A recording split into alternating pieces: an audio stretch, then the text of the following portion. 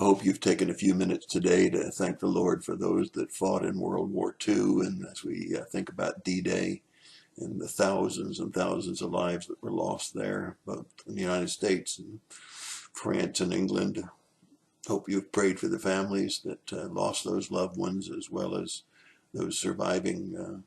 And there are just a few left now. But hope that you've remembered them in your prayers today. We're continuing with the chronology of the Gospels and taking a look at each event as it occurred in historical sequence, and also looking at all four Gospels each time to see if there's a parallel passage for each.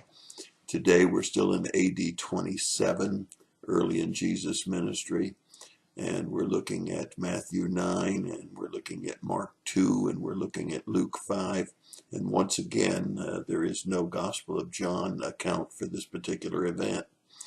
But today we entitled this event Defense for the Disciples and Parable.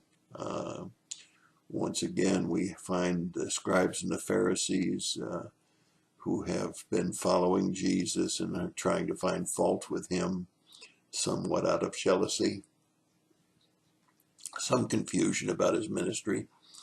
And the question is, since we in the Gospels of John the Baptist fast and pray, how come your disciples don't fast? And Jesus was quick to come to their defense, and he used illustration. He said, the attendants of the bridegroom don't fast or mourn because they're with the bridegroom.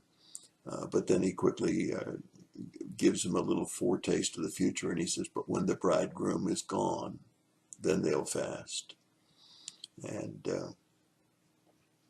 then he goes and he actually does give a couple of parables, and he says, you don't sew new cloth on old cloth as a patch, because it will tear when the new cloth and the old cloth are incompatible with their shrinkage.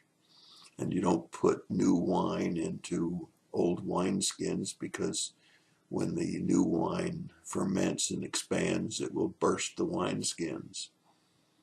And so we find these illustrations of comparison of new and old. What was Jesus talking about? Why did he use these two parables? And what did that have to do with his disciples? Well, for years and years and years, the people of Israel had been under the Old Testament, the Old Covenant, which required a lot of do's and don'ts, and had been embellished by the Israelites themselves, the religious leaders of the day. And it was by works and by sacrifice that you could hope to find God's favor. But now a new covenant was coming, a covenant in Jesus' blood. And this new covenant was far better than the old covenant, because no one could possibly live up to the old covenant.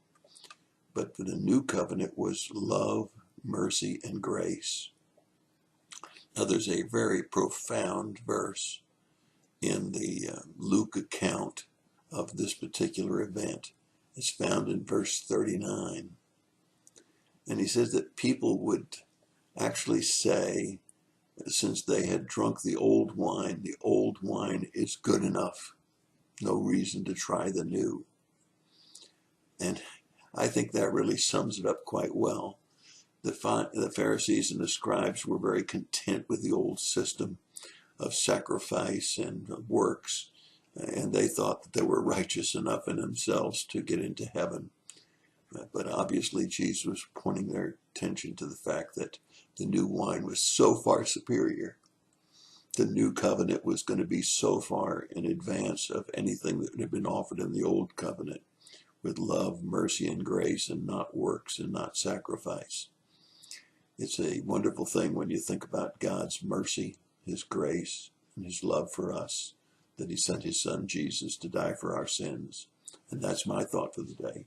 God bless you and have a great day.